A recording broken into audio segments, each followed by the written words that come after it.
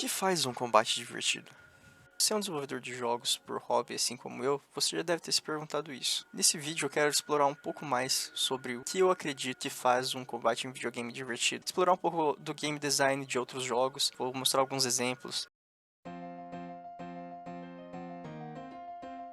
Antes de começar, porque combate tem muita variação e dependendo do jogo que você joga, ele pode ser totalmente diferente de outro jogo. Então a definição que eu quero criar aqui para combate é simples e unicamente o jogador precisa enfrentar e vencer um adversário. Isso para mim já caracteriza um combate. Seja um jogo que tem um sistema ativo de batalha, como um Zelda, que você literalmente aperta um botão, o personagem dá uma espadada no inimigo e mata o inimigo, e assim você vence o adversário, ou pode ser até mesmo um jogo de cartas, como Kingdom Hearts Chains of Memories, que você usa cartas para dar dano num inimigo, para usar magia. Então, para mim, o combate é o jogador precisa enfrentar um adversário, precisa vencer esse adversário. Isso que para mim é um combate. Agora, o que faz um combate divertido? Alguns desenvolvedores vão dizer que é a ação, que a ação faz o combate divertido. Eu não necessariamente concordo com isso, a ação é uma parte que pode fazer o combate divertido, mas não é um todo, porque você tem jogos ali como Final Fantasy ou a série Persona que tem combates por turno e ainda assim são bem divertidos. Então a ação sozinha não faz um combate divertido.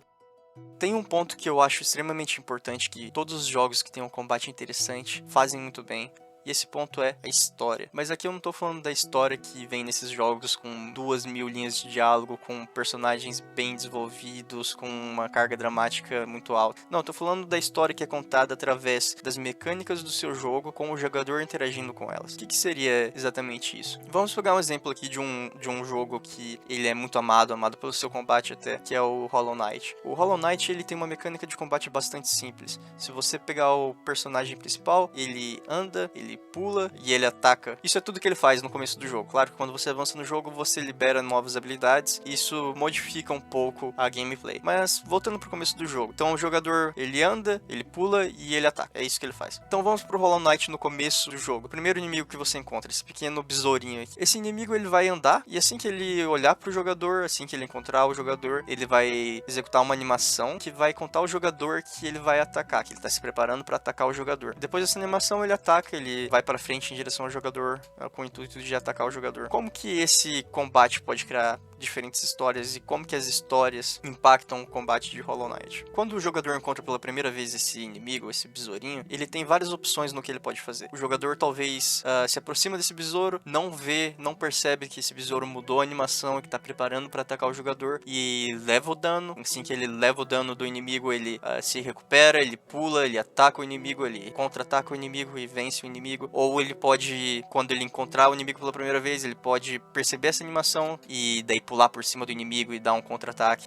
Tem várias coisas que podem acontecer, várias variações da história que está sendo contada nesse combate. Agora eu quero mostrar como essas mecânicas elas podem criar novas histórias e como essas histórias são importantes para o jogador. Se pegarmos essas 4 ações que o jogador tem disponível no começo do jogo, que seria atacar, ou ele pode desviar andando, se afastando do inimigo, ou ele pode desviar pulando, ou ele pode levar dano. Nós podemos ver que essas ações elas podem se transformar em histórias completamente diferentes cada uma. Essa série de escolhas do jogador é o que eu considero uma história. Vamos pegar aqui uma história de exemplo. Se o jogador, assim que ele encontra o inimigo, ele decide atacar o inimigo. Se ele fez essa escolha, ele abre a porta para mais 4 escolhas. Que ele pode repetir o ataque, ele pode desviar de novo, ele pode desviar pulando, ele pode levar dano. Se ele escolher uma dessas opções, ele vai abrir mais 4. Então você vê que cada escolha que o jogador faz nesse combate que abre mais 4 opções. Você pode ver que apenas dessas 4 ações, dessas 4 escolhas que o jogador tem disponível para ele, quando ele escolhe uma, abre mais 4, que quando ele escolhe outra, abre mais 4. Então de 4 vai para 8, que vai para 12, que vai para 16 e assim por diante. Então de apenas 4 mecânicas você cria uma infinidade de possibilidades para o jogador escolher. Muito importante frisar que cada uma dessas histórias geradas, então do começo ao fim do combate, é importante que o jogador tenha essas escolhas, que não sejam coisas que o desenvolvedor ou que o designer do jogo esteja forçando o jogador a fazer. Agora que nós vimos como funciona o combate básico em Hollow Knight, como que isso dá várias opções para o jogador, vamos pegar de exemplo um jogo que não tem um combate divertido. Vocês se lembram daqueles MMORPGs lá de 2008, 2009, que eram apenas cópias de World of Warcraft,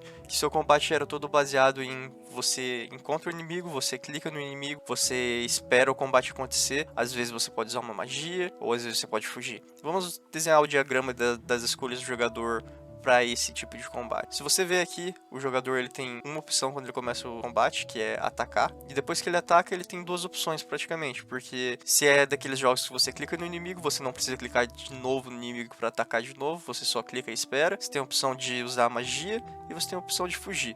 Se o jogador foge, ele não tem mais ação para fazer, ele não vai poder atacar de novo ou usar magia de novo, porque se ele fugiu, ele não vai estar mais com o inimigo próximo dele. Se ele usar magia, ele vai abrir duas ações de novo, que é usar outra magia ou fugir. Então você vê que as opções são muito mais limitadas. Quanto mais opções você dá para o jogador, mais interessante esse combate fica. Agora é importante comentar que nem todas as histórias que o jogador forma com as suas escolhas são histórias interessantes de serem contadas. Daí é trabalho do game designer remover as possibilidades dessas histórias acontecerem. Como por exemplo, se você tem um inimigo, se você cria um inimigo que ele solta bolas de fogo, mas antes de soltar uma bola de fogo, ele não faz animação nenhuma para contar ao jogador que ele vai lançar essa bola de fogo. Desse jeito, você elimina a possibilidade de escolhas do jogador. O jogador não tem mais opção de desviar, porque o jogador não sabe quando que o inimigo vai atacar. Então se o jogador desvia nesse caso, vai ser por pura sorte, e a sorte não é uma escolha. Então você tem essa história que ela pode ser muito frustrante pro jogador, porque ele não tá tomando escolhas.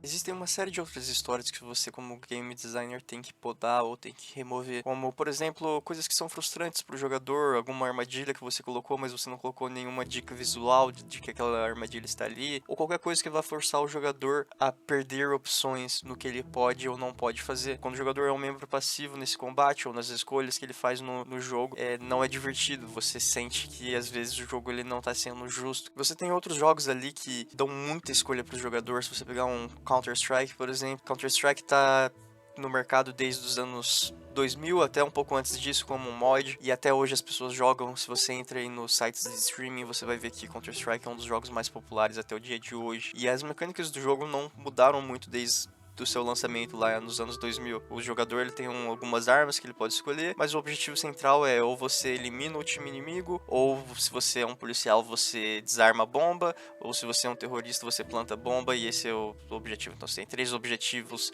no máximo. E por que esse jogo ainda é tão popular? Porque cada partida conta uma história diferente, cria possibilidades novas. Se você joga Counter-Strike hoje numa sala online aleatória, você vai ter uma experiência, você vai ter escolhas diferentes para serem tomadas, se o inimigo estiver numa posição X, se ele tiver plantado a bomba faltando tanto tempo. Tudo isso cria novas opções que o jogador pode escolher, que o jogador deve escolher para continuar o jogo. Então se ele joga hoje, vai ser diferente se ele joga amanhã. Se ele joga uma partida agora, vai ser diferente se ele jogasse uma partida daqui meia hora, porque as pessoas vão mudar, a fase vai mudar, a posição que os jogadores estão jogando vão mudar. Então tudo acaba mudando entre uma partida e outra, o que mantém apenas mecânicas, mas você vê como uma única mecânica pode criar várias opções. Eu acho que isso que faz um bom combate, um bom game design. Você não precisa ter 100 diferentes mecânicas, você precisa ter uma mecânica que cria muitas opções. Mas acho que é isso pro vídeo de hoje. Eu acho que eu consegui expressar minha ideia aqui. Diz aí nos comentários o que você acha. Isso aí, falou!